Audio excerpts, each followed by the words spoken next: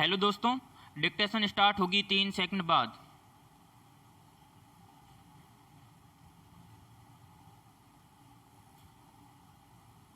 Start.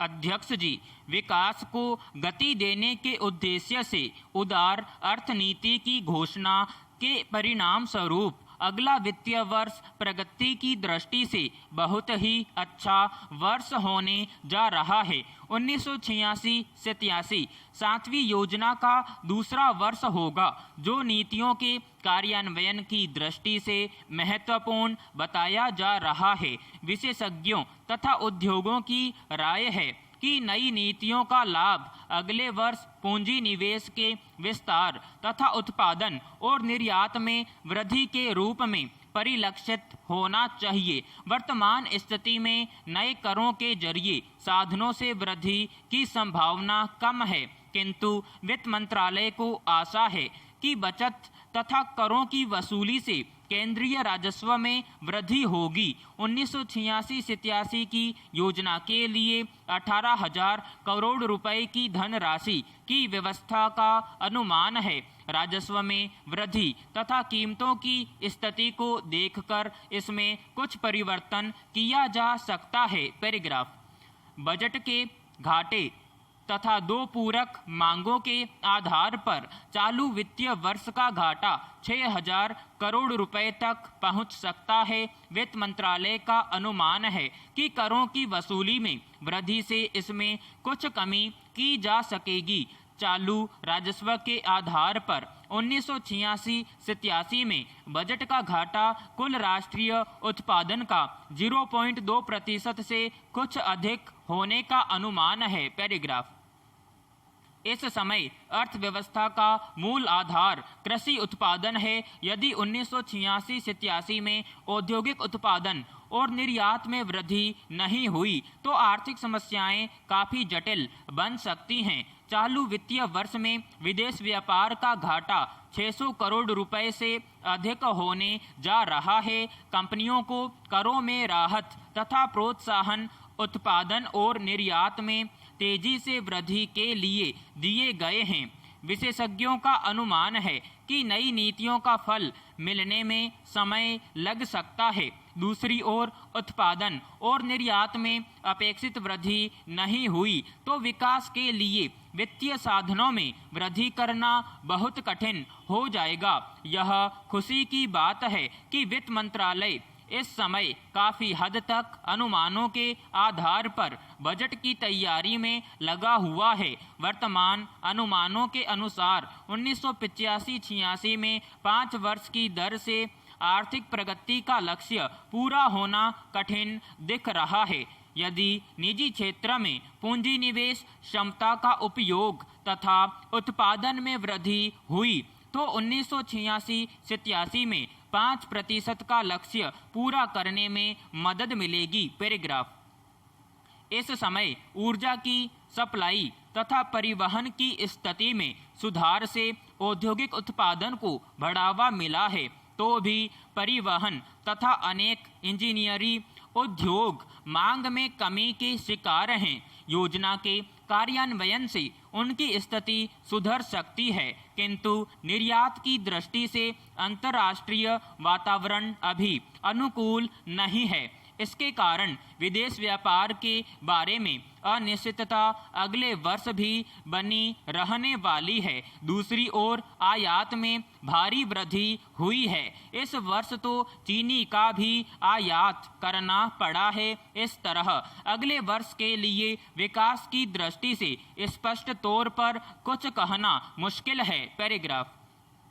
उपाध्यक्ष महोदय, राष्ट्रीय विकास परिषद ने केंद्र द्वारा प्रस्तावित कार्यक्रमों के भविष्य पर विचार करने के लिए योजना आयोग की सलाह पर एक समिति का गठन किया, जिसमें कई बातों पर विचार विमर्श किया गया। यह भी तय हुआ कि उसकी बैठकों को समय समय पर बुलाया जाएगा, जिनमें राष्ट्र से संबंधित कई समस्याओं पर विचार किया जाएगा और अगर संभव हुआ तो तुरंत उनके हल के लिए सुझाव भी दिए जाएंगे, ताकि जनता को किसी प्रकार की परेशानी का सामना न करना पड़े। सर्वप्रथम परिषद की बैठक में जम्मू व कश्मीर की सरकार को बर्खास्त किए जाने के प्रश्न पर गैर कांग्रेसी मुख्यमंत्रियों के बहिर्गमन के बाद स्वीकृत प्रस्ताव को आज वापस लेने की मांग की गई। प्रधानमंत्री ने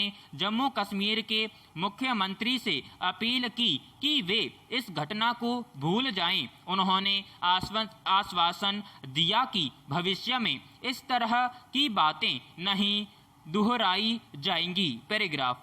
शिक्षा के बारे में सदस्यों ने कहा कि वे गरीब वर्ग के लोगों को भी उच्च शिक्षा उपलब्ध कराए जाने के पक्ष में हैं। यह सर्वसम्मति से पारित किया गया कि अच्छी शिक्षा के लाभ को केवल धनी वर्ग के बच्चों तक ही सीमित नहीं रखा जा सकता। इस पर गरीब वर्ग के बच्चों का भी उतना ही अधिकार है तथा उनके लिए भी अच्छी शिक्षा उपलब्ध कराने का पूरा प्रयत्न करना चाहिए। यह प्रसन्नता की बात है कि राष्ट्रीय विकास परिषद में खाद्यान्न के निर्यात पर खुलकर विचार किया गया। सब सदस्यों ने सर्वसम्मति से यह स्वीकार किया कि सरकार गरीब लोगों को खाद्यान्न उपलब्ध कराने का कार्यक्रम तैयार करें, जिसमें गरीब लोगों की जरूरतों को पूरा करने के बाद ही निर्यात करने पर विचार किया जाए। जरूरत के अनुसार चावल के आयात के लिए सरकार गेहूं का निर्यात कर सकती है। बैठक में औद्योगिक माल की कीमत कम करने पर भी जोर दिया गया और कहा कि इसके बिना उसकी खपत नहीं बढ़ सकती। इन वस्तुओं को आम लोगों की पहुंच तक लाने के लिए पूरी व्यवस्था की जानी चाहिए। इस दृष्टि से उत्पादन खर्च में कमी करना अनिवार्य हो जाएगा। राज्यों की योजना के लिए कम धन उपलब्ध कराने की भी शिकायत की गई तथा आलोचना की गई, लेकिन वित्त मंत्री ने इस संबंध में असमर्थता प्रकट करते हुए कहा कि योजना में 15,000 करोड़ रुपए की अतिरिक्त व्यवस्था की गई है, जिसे जन साधनों के विकास पर खर्च किया जा सकेगा और ये कार्यक्रम भी राज्यों में लागू किए जाएंगे, जिसमें उन्हें अधिक धन मिल जाएगा।